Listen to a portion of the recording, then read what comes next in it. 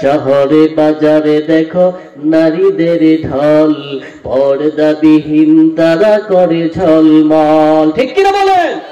শহরে বাজারে দেখো নারীদের ঢল, পর্দাবিহীন তারা করে ঝলমল। অন্যকে তার দিকে আশেকে বানায়, দেশটায় আজি ধ্বংস নারীর বেপরদায়। সবার মুখেই একই আওয়াজ, হায় হায় হায়। ইবলিসে আজম বাংলাদেশে আগমন হয়েছে নারীর বেশে। দলে দলে নিয়া নারী মেলা মিলায়, পার্কে বসিয়া ওরা মেলা মিলায়। দেশটায় আজি ধ্বংস নারীর বেপরদায়। ঠিক কিনা বলেন? মুসলমান ইমানদারেরা বলে, মা বোনেরা যদি পর্দায় ঢুকে যায়, বলে ওই মায়ের গর্ভ থেকে যেই সন্তান আসবে, ওই সন্তানটাও হবে আদর্শবান সন্তান। কথা বলেন ঠিক কিনা? এ পর্দার অন্তরালের বাগো, তোমাদের কত সম্মান আর কত মর্যাদা। আল্লাহর নবী বলেন, আদ-দুনিয়া কুল্লুহা মাতাউন ওয়া খায়রু মাতাউদ দুনিয়াল মারআতুস সালিহা। আল্লাহর নবী বলেন, দুনিয়ার মধ্যে যা কিছু আছে সব কিছু হলো সম্পদ, এর মধ্যে উত্তম সম্পদ হলো একজন নেককার মহিলা। সুবহানাল্লাহ, নেককার মহিলা। এই পর্দার অন্তরালের মাগো, তোমাদের কত সম্মান তোমরা নিজেরা বুঝলা না। বলে একটা চকলেট 2 টাকা, 1 টাকা দামের একটা চকলেট, বলে ওই চকলেটের উপরেও পর্দা আছে না নাই? ধরে বলেন। বলে পর্দা, ওই চকলেটের পর্দা যদি খুলিয়া আপনার সন্তানকে দেয়, আপনি নিবেননি? দোকানে যদি চকলেটের উপরের যেই পর্দা আছে, এই পর্দাটা খুলিয়া রাখিয়া দেয়, নিবেন? কেন নিবেন না? বলে ওই চকলেট, খোলা চকলেট, ওর উপরে মশা বসছে, মাছি বসছে, ধুলাবালি বসছে। কথা কয় না? যার কারণে ওটা খাইলে এখন অসুস্থতা হওয়ার সম্ভাবনা আছে না নাই? এর নবীর উম্মতের দল, পর্দার অন্তরালের মা, কেন বুঝো না? তোমাদের সম্মান হলো পর্দার ভিতরে। বলে পর্দার থেকে বের হয়ে আসলে মশা মাছি, যুবকদের ভকাটে, যুবকদের নজর পড়ার সম্ভাবনা আছে না নাই? আছে। মুসলমান ইমানদারেরা, এই জন্য মা বোনেরা পর্দায় থাকবেন। আপনাদের সম্মান হলো পর্দার মধ্যে। এর নবীর উম্মতের দল, খাজা কুতুবউদ্দিন বখতিয়ার কাকি রহমাতুল্লাহি আলাইহির মা আর বাবা যখন বিবাহ হইল, দেখেন মা বাবার কত অবদান একজন সন্তানকে আদর্শবান বানানোর জন্য। যখন বিবাহ করলেন, তখন মা আর বাবা পরামর্শ করতেছে যে আমরা বিবাহ বন্ধনে আবদ্ধ হয়ে গেছি, আল্লাহ যদি আমাদের ঘরে একটা সন্তান দেয়, তাহলে এই সন্তানটাকে আমরা দিনদার বানাবো, আল্লাহওয়ালা বানাবো। সুবহানাল্লাহ বলে আল্লাহর সাথে পরিচয় করে দিব। মুসলমান ইমানদারেরা, আল্লাহ তাআলা দয়া করিয়া একটা সন্তান দান করলেন, ছেলে সন্তান। বয়স 5 বছর 6 বছর হয়ে গেছে।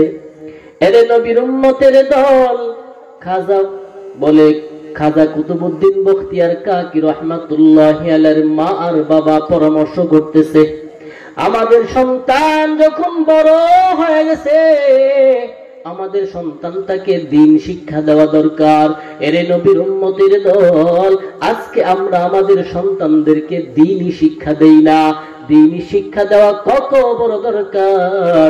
আপনার সন্তানকে হাফেজ আলেম বানানোর দরকার নাই, মুফতি মুহাদ্দিস বানানোর দরকার নাই। আপনার সন্তানকে 3টা বছর নুরানি মাদ্রাসায় পড়াবেন। কয় বছর? জোরে বলেন। 3 বছর নুরানি মাদ্রাসায় ভর্তি করে দেন।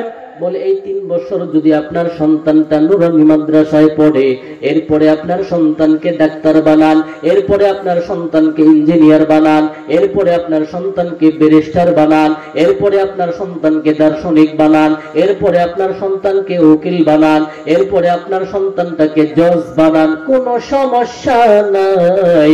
কিন্তু সর্বপ্রথম তাকে কোরআনের মেডিসিনটা ঢুকায়া দেন। এর নবীর উম্মতের দল সারা দেশ ঘুরে ঘুরে বয়ান করি, আপনি আমাকে একটা রিপোর্ট দিতে পারবেন না? বলে বাংলাদেশে যত বৃদ্ধাশ্রম আছে, একটা বৃদ্ধাশ্রমে একজন হাফেজ সাহেব, একজন ইমাম সাহেব না, একজন মুয়াজ্জিনের বাবা মা বৃদ্ধাশ্রমে আছে। আপনাদের রিপোর্ট আসেনি? আছে? বৃদ্ধাশ্রমে থাকে কাদের মা বাবা? যারা আমরা যাদেরকে সমাজে বড় শিক্ষিত মনে করি, বিসিএস ক্যাডার করা, কথা কয় না? এ মুসলমান ইমানদার, এই জন্য সন্তানকে দ্বীনি শিক্ষা দেন। বলে ওই দ্বীনি 3 বছর নুরানি মাদ্রাসায় পড়ার বরকতে ওই সন্তানটা যদি জজ হয়, ওই সন্তানটা যদি ব্যারিস্টার হয়, ওই সন্তানটা যদি উকিল হয়, ওই সন্তানটা যদি ডাক্তার হয়, ওই সন্তানটা যদি দার্শনিক হয়, বলে ওই সন্তানটা আসিয়া আপনি দাদার জানাজার নামাজ পড়াইয়া দিবে, ইমাম সাহেবের কাছে যাওয়া লাগবে না। এইগুলা হনি কে? হ্যাঁ, বুড়া বুড়ি দিয়েছেন।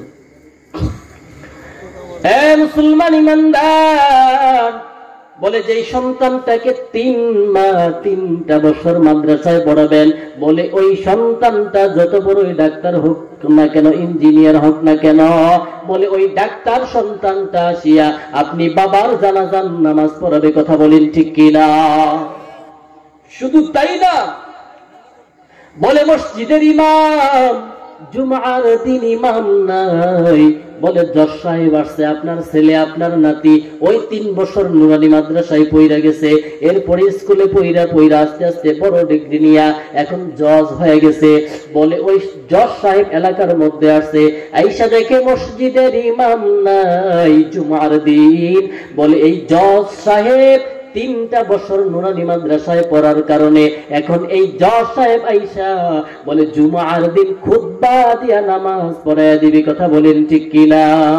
হकीकत से तो दुनिया बेखबर है, दुनिया की नुमाइश पर नजर है, नमी गोयम के अज दुनिया जुदा बाश, बहर करे के बाशी बा खुदा बाश, जिससे दुनिया अज खुदा गाफिल बुदन, नए कमाशुन रहो फरजिंदुजान, आबदर कश्ती हलाके कश्तियास, आब अंदर जीर किश्ती पुश्तियास। কষ্ট হইতেছে আপনাদের? কষ্ট হইতেছে? থাকবেন না ভাগবেন? দেখি তো কারা কারা থাকবেন না? কি থাকবেন সবাই? জোশের সাথে হুশ ঠিক থাকতে হবে। কি কথা ঠিক না?